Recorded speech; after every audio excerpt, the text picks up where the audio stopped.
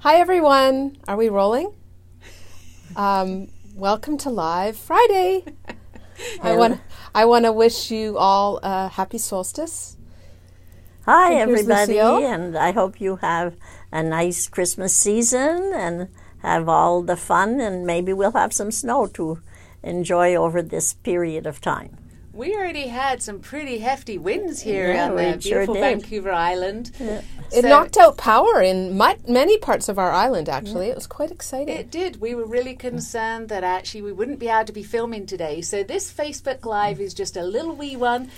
You all know Michelle and Lucille and myself, and we've got many, many elves working with us on the CiiAT team.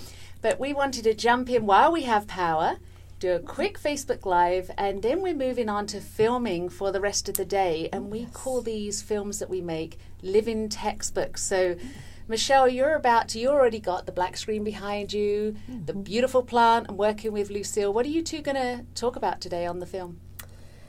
Well, we're going to follow our elves and our directors' cues, of course, but we're really going to talk about the importance of supervision in art therapy training.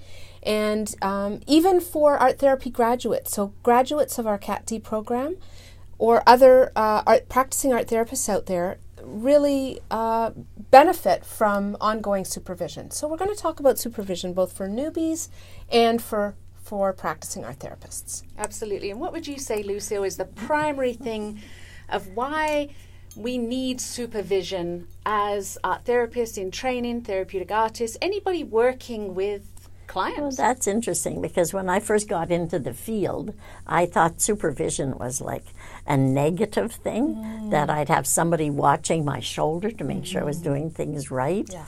But actually, supervision is another extension of the learning. Yes. It's a learning process because we get trained and we go out there and we start working with clients, and we're not used to it. We're not used to actual confrontation with a client in the same room.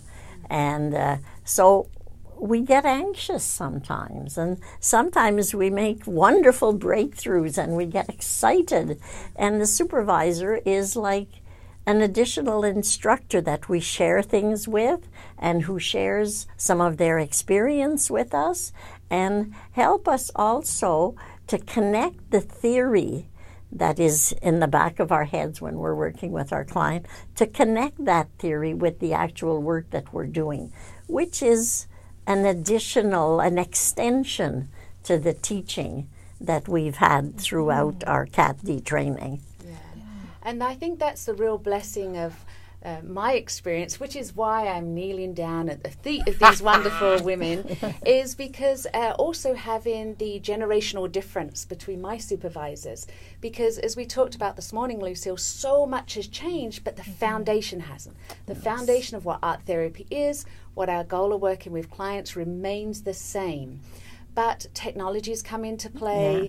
We get texts and emails from our clients. We have a whole new world to work with that the next generation and the next generation will have to really help and consider the ethical dilemmas and how to best work with our clients on that. So it's been really beneficial to have more than one generation as supervisors. And we have more supervisors than just what you see here too. Yeah, definitely. We have quite a roster, don't we? We sure do. Yes. And we learn from different kinds of supervisors. So there's value in the different styles and the different theoretical approaches. And sometimes our clients, every client is so unique. So even seasoned therapists can get great value out of learning how another person, another therapist, a supervisor might approach working with that client. So also the value of supervision is creating that reflective time when you can just think about your client in a way that you haven't had time any other point during the week. So it's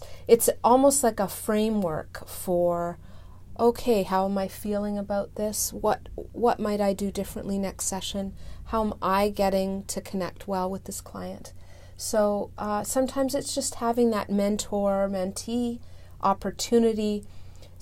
I know that most of my students on some level know what to do next. Of course, in the initial stages, we are a little bit more instructive about, okay, these are some suggestions for what to do in the next session moving forward, how to develop treatment goals, how to decide on what kind of interventions make sense.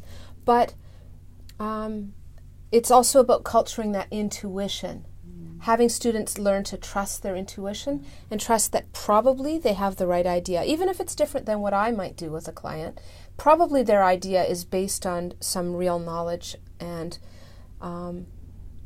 so just to encourage them to experiment. Yeah, because they're there with the client. Right. So we're not there as supervisors. We are exactly what the word means, supervision. Right. We are looking over and looking at. And on the other hand, I don't practice anymore in the clinic, but I get a great amount of learning from supervising, and it pushes me to research more about the clients that I'm supervising through my art therapist. And the whole process is an ongoing learning process, because the learning doesn't stop with getting the graduation certificate.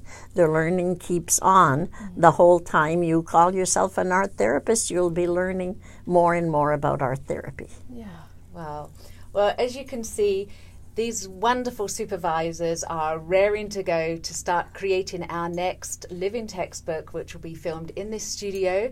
And we've got lots of questions for you. You've got lots of wisdom to share, and that'll be recorded so that our students have access to it. And at some point, hopefully we'll have that on a public forum for you as well. So if you have more questions about supervision with these two or any of our other faculty, as well as the living textbooks and the CiiAT, which is the Clinical Art Therapy Diploma, you know how to get hold of us. But for now, this was a short live to really wish you health and happiness for this season. And happy solstice. The days are just getting longer from here on in, which I personally am thrilled about. And maybe we should think of a new song for this season about Santa getting caught in a windstorm. Oh, I think we could. Do you want to sing that for us as we close?